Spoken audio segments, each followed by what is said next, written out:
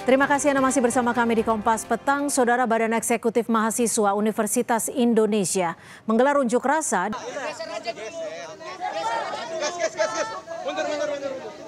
Dalam aksinya, mahasiswa sempat memblokade mobil yang diduga milik Dirjen Kementerian yang dikawal polisi dan satu mobil dinas polisi yang melintas. Mahasiswa menyebut aksi menyetop kendaraan yang dikawal polisi merupakan ungkapan kekecewaan karena imbas pengesahan RUU KUHP. Mahasiswa juga meminta pimpinan DPR RI dapat menemui mereka. Demonstran menilai pengesahan revisi Undang-Undang KUHP cacat prosedur dan berpotensi membuat aparat semakin sewenang-wenang. RKUHP yang cacat secara prosedural, yang cacat juga secara substansial, sama sekali tidak mementingkan yang namanya partisipasi publik, partisipasi rakyat, partisipasi bermakna dari rakyat Indonesia. Bahkan warga sipil sekalian semua ditolak mentah-mentah atas RKUHP yang baru saja disahkan oleh DPR RI. DPR resmi mengesahkan rancangan Kitab Undang-Undang Hukum Acara Pidana KUHP dalam rapat paripurna hari ini. Ketua DPR Puan Maharani meminta pihak yang masih menolak KUHP baru tidak termakan hoaks. Puan menegaskan KUHP baru harus segera disahkan untuk menggantikan KUHP lama yang sudah digunakan selama 44 tahun. Pemberlakuan KUHP baru disebut Puan di tanggal 2 Januari 2026. Undang-undang ini akan mulai berlaku nanti tanggal 2 Januari 2026. Sudah 44 tahun undang-undang ini berlaku dan banyak sekali hal-hal yang diperbaharui yang sudah melibatkan banyak pihak yang kemudian dalam pembaharuannya itu berpihak kepada hukum yang mengikuti zaman atau hukum-hukum atau undang-undang yang berlaku sekarang. Sebelum paripurna digelar, Ketua Komisi 3 DPR RI Habibur Rahman mengungkap 4 hoaks yang beredar di masyarakat terkait revisi Undang-Undang Hukum Acara Pidana. Politisi Gerindra ini bilang keempat hoaks tersebut beredar di media sosial dan membuat masyarakat menolak pembahasan hingga isi dari RUU KUHP. Satu dari 4 hoaks yang dipaparkan yakni soal kepolisian yang boleh menangkap, menggeledah, hingga menahan seseorang tanpa adanya konfirmasi tindak pidana. Beredar nih, ya, semacam poster di media sosial yang isinya tidak benar. Kalau RKUHP disahkan, polisi jadi bisa lakukan ini ke kamu tanpa izin hakim. Ini tidak benar sama sekali. Pertama, diam-diam menyadap, merekam, dan mengutak-atik komunikasi. Ya. Kedua, membekukan sepihak tabungan dan semua jejak online. 3, mengambil HP, laptop, dan data ya tanpa izin hakim ya. Keempat, menangkap, melarang meninggalkan tempat, menggeledah, bahkan melakukan penahanan tanpa konfirmasi tindak pidana. Ini hoax, benar hoax ya. Di KUHP baru, penahanan bisa dilakukan pertama, apabila tersangka mengabaikan panggilan 2 kali berturut-turut. Yang kedua, apabila tersangka memberikan informasi tidak sesuai fakta. Ini kan gampang di cross checknya. Ketiga, apabila tersangka menghambat proses pemeriksaan. Keempat, apabila tersangka berupaya melarikan diri, melakukan ulang tindak pidana, ya, menghilangkan alat bukti dan terancam keselamatannya. Atau yang terakhir, tersangka mempengaruhi saksi untuk berbohong. Ini juga kan termasuk dalam obstruction of justice yang memang merupakan tindak pidana. Lihat misalnya rombongannya kelompoknya Roy Suryo dan segala macam. Itu kan korban KUHP Orde Baru. Kenapa? Ya. Kalau menurut standar KUHP baru, Roy Suryo CS ini penanganan kasusnya bisa dengan restoratif justice, tapi di KUHP Orde Baru itu nggak diatur, gitu loh. Kalau menurut KUHP baru, ya terhadap Roy Suryo dan kawan-kawan itu itu sangat sulit untuk dikenakan penahanan karena syaratnya sangat objektif.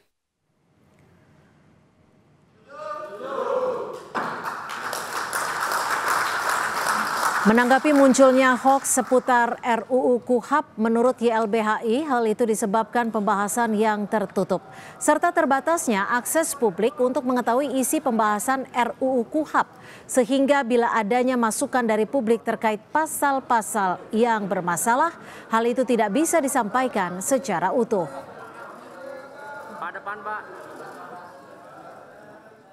Sejak awal, masyarakat atau publik itu tidak diberikan akses informasi yang transparan, yang kemudian aksesibel, sehingga kemudian bisa mendapatkan dokumen-dokumen pembahasan rancangan Kitab Undang Hukum Acara Pidana yang hari ini disahkan oleh DPR dan juga pemerintah. Bahkan sampai dengan sebelum kemudian disahkan, itu dokumennya juga tidak dapat diakses. Ya. Sehingga kalau kemudian ada masukan-masukan yang dianggap tidak tepat, ya, bahkan disebut hoax oleh pimpinan Komisi 3, begitu ya.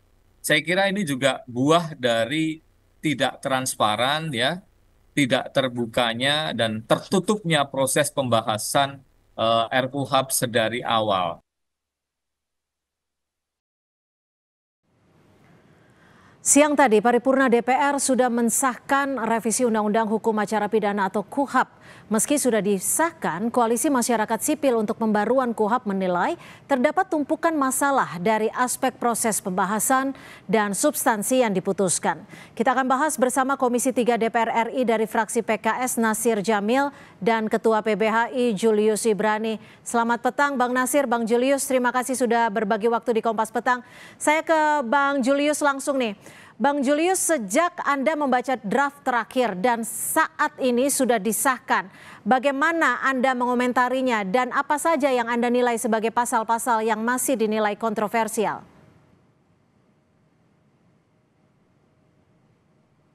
Mohon maaf, audionya masih tertutup, Bang Julius.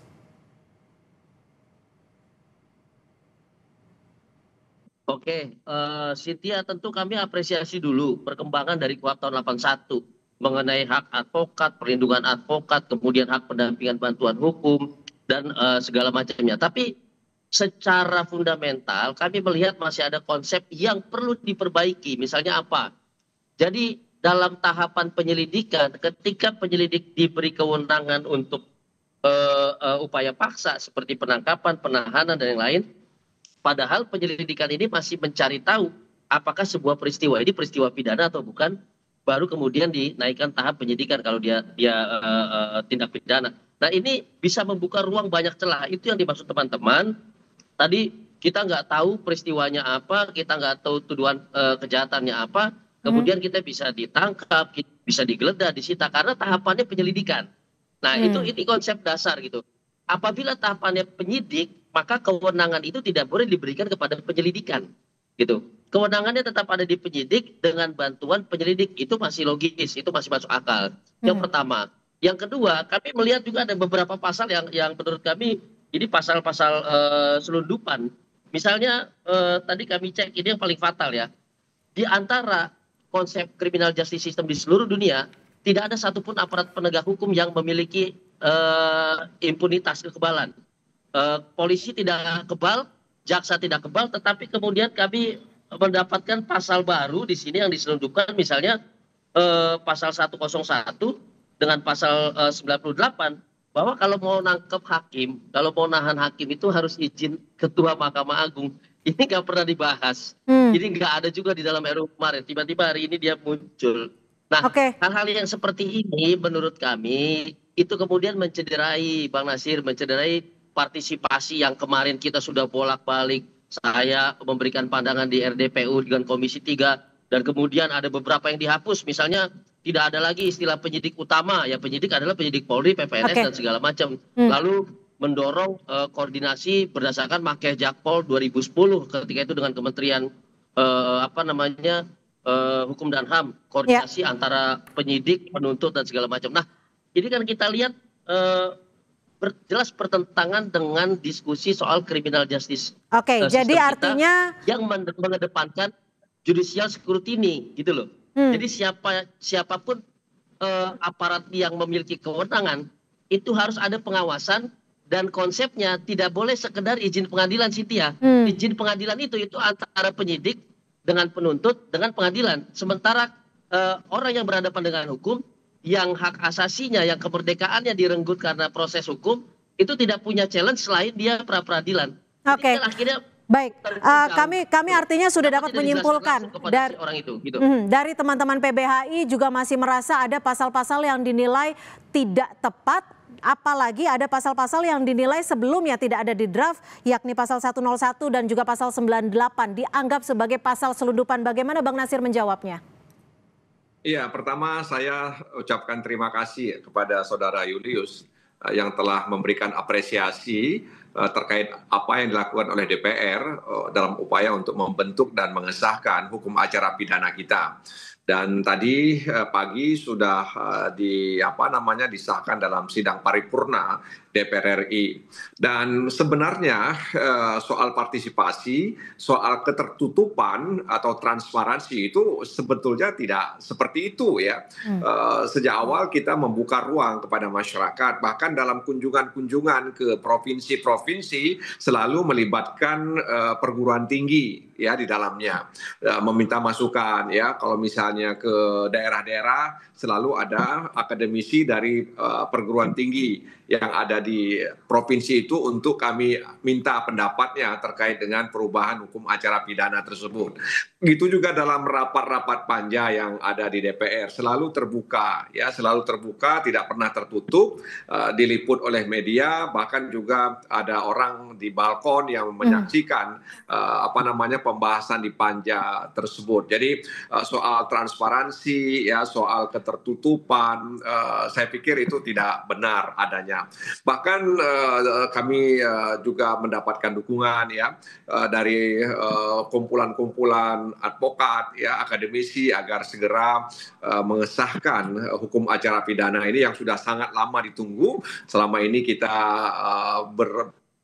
merujuk kepada tahun 1981, maksud saya sudah lebih kurang 44 tahun.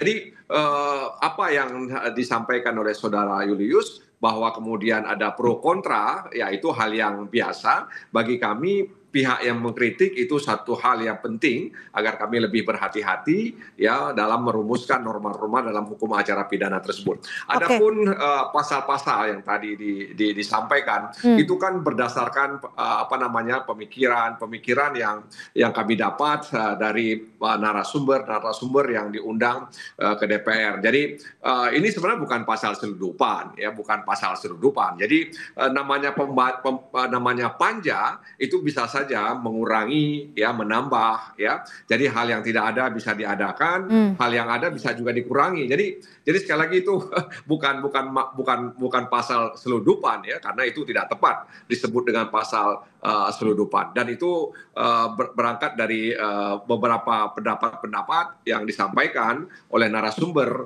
yang diundang ke Komisi 3 dan juga dari kunjungan-kunjungan kami ke daerah-daerah. Bagaimana Ya, Bang tapi, Julius Bang Nasir, menilainya? Ya, silakan Bang Julius tanggapi. Ya, ini agak beda konsep Bang Nasir. Betul bahwa ada undangan mengundang banyak pihak. YouTube itu kita pantengin Bang Nasir, kita plototin. Cuma dalam beberapa pasal seperti pasal yang tadi. Jadi intinya gini, kita tuh mendorong dalam seluruh proses peradilan pidana ini itu ada judicial scrutiny, pengawasan dalam setiap kewenangan aparat. Itu pertama. Yang kedua adalah kita tadinya dorong adalah hakim pemeriksaan pendahuluan. Jadi seluruh proses itu dicek oleh hakim, bukan hanya minta izin. Gitu. Jadi dia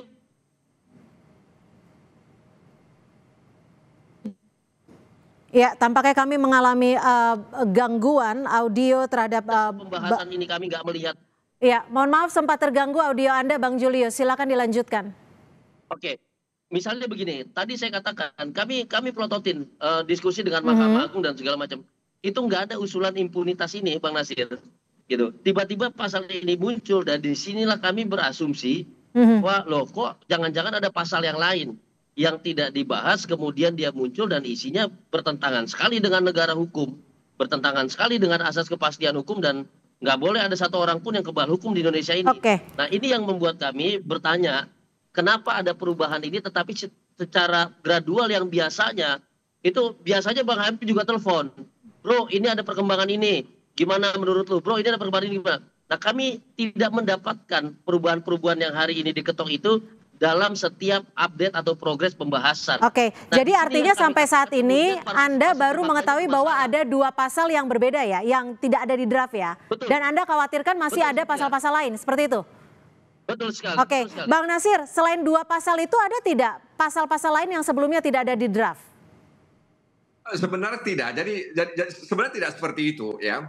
Jadi masyarakat bisa mengakses, bahkan setelah ini juga bisa mengakses memori pantulisting, ya, rekaman-rekaman pembicaraan yang disampaikan oleh para anggota panja, narasumber, ya, dari berbagai macam kalangan itu. Jadi bisa diakses di bagian risalah persidangan, ya. Jadi tidak tertutup untuk masyarakat untuk mengetahui apakah yang disampaikan oleh saudara Julius tadi itu benar atau tidak. Oke. Ya, jadi itu. Jadi pada prinsipnya soal hakim pemeriksaan pendahuluan, memang itu kita bicarakan, masing-masing fraksi membicarakan soal itu. Tapi kan ada keputusan, ya, keputusan politik hukum terkait dengan hakim pemeriksa pendahuluan tersebut. Pada prinsipnya memang kita berusaha untuk memberikan perlindungan atas harkat dan martabat manusia, baik itu sebagai tersangka maupun terdakwa dalam hukum acara pidana kita, sehingga kemudian ada semacam perlindungan dari awal sampai akhir kepada mereka yang disangka dan didakwa oleh negara melalui aparat penegak hukum tersebut. Oke, Bang Julius, yang menjadi catatan dalam revisi dan juga sudah disahkannya KUHP ini adalah soal penyadapan, pembekuan tabungan ataupun rekening digital. Ada juga soal menyita gawai dan juga polisi dapat menangkap, menggeledah, menahan. Bagaimana PBHI melihat ini?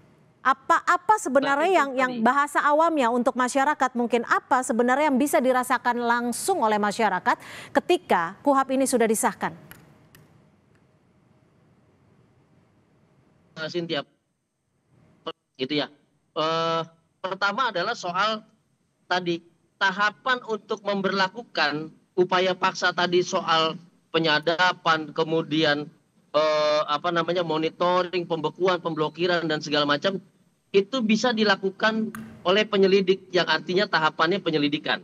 Nah, penyelidikan ini bahkan belum tahu apakah ini tindak pidana atau bukan, karena masih tahapan penyelidikan. Nah, ini dimaknai secara sederhana oleh masyarakat.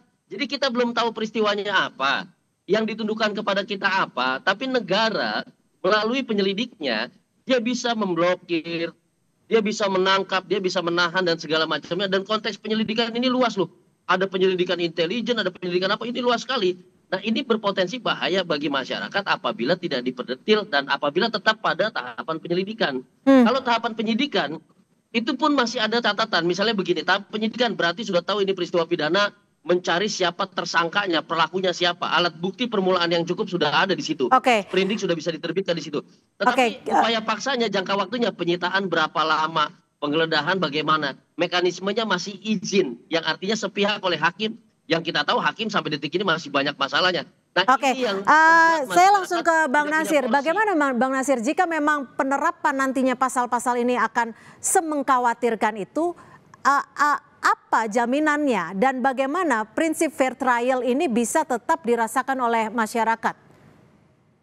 Yang pertama, penyelesaian KUHP dan KUHP itu bukan akhir, ya.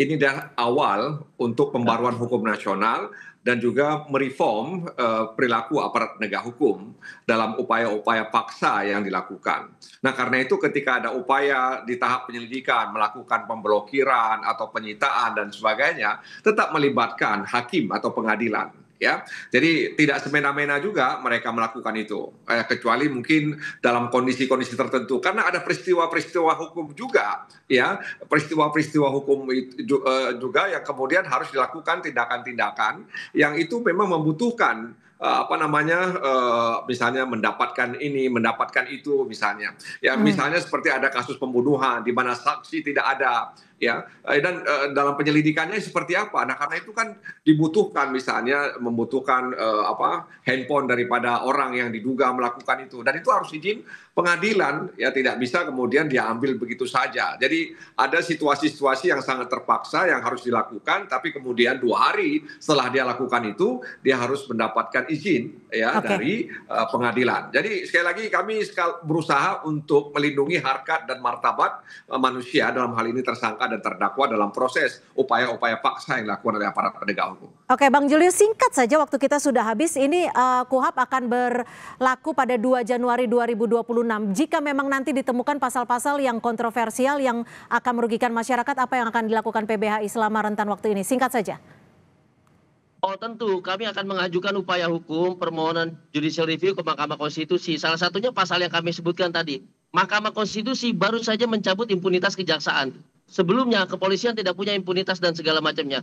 Nah, anggota DPR juga tidak punya impunitas, bahkan Bang Nasir kalau ingat pasal itu dicabut gitu ya. Nah, kenapa sekarang malah DPR ngasih ke hakim? Nah, ini banyak yang akan kami sisir. Menurut kami, satu, dia melanggar hak asasi manusia. Yang kedua, dia memberikan power yang berlebih kepada institusi negara, baik kepolisian, kejaksaan ataupun hakim, itu akan kami ajukan ke MK. Tapi tentu tadi kalau ada pasal-pasal yang tidak dibahas dan kemudian diselundupkan, maka kami masih bisa memperkarakan persoalan keterbukaan proses. Begitu. Baik, terima kasih Bang Julius Ibrani dan juga Bang Nasir Jamil sudah berbagi perspektif di Kompas Petang. Selamat sore.